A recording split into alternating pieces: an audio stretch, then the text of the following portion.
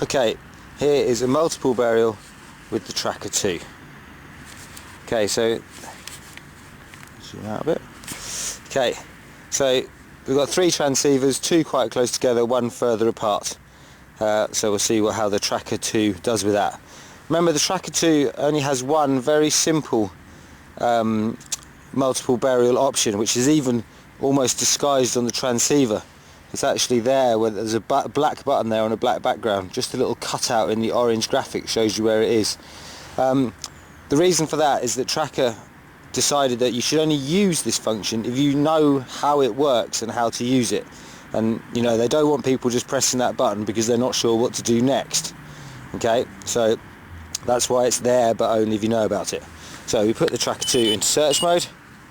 Okay, and so it's locked on to what it believes is the strongest signal. Okay, 37 meters that way. Okay, so off we go. You know, we can only hear one tone at the moment.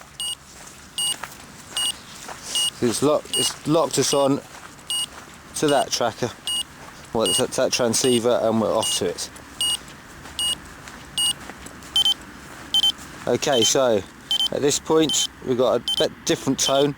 You can see now, and you could have seen earlier actually, but because of the graphic, there's a red light on the screen next to the side of the numbers, which is actually a sort of a 2-person graph symbol.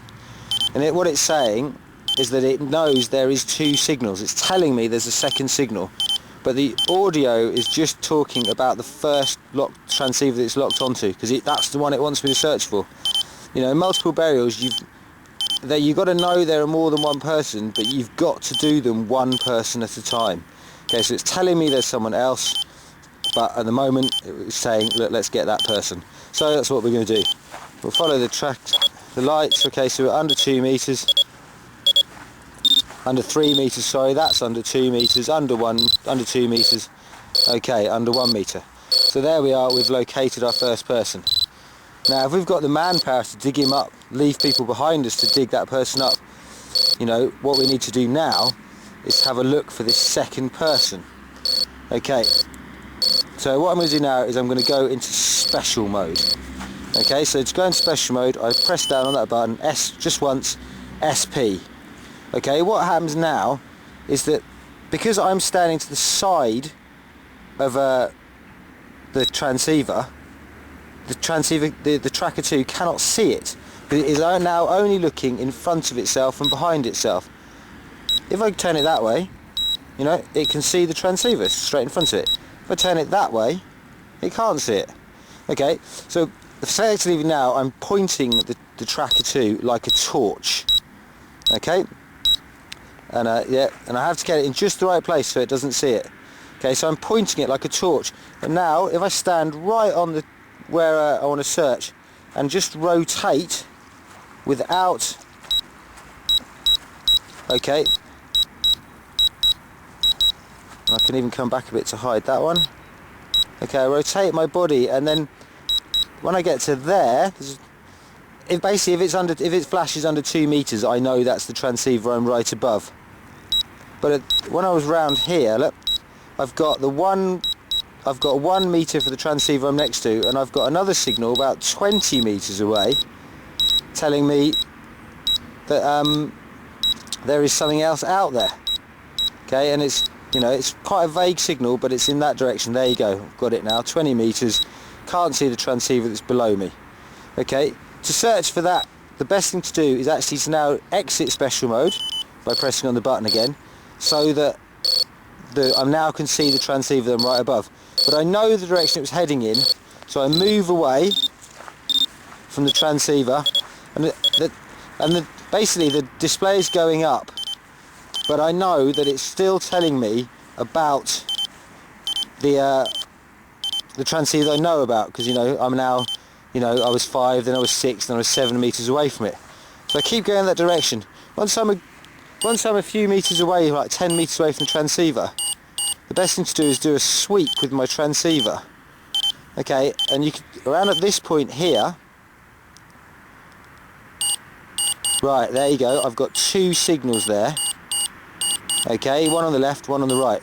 So what I'm going to do, the one on the left actually seems slightly dominant. Okay, so I come left until that one becomes in the middle.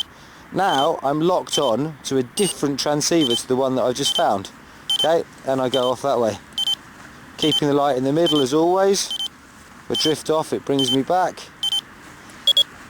Okay, and coming over the top. Okay, and now I'm over the top of my second transceiver.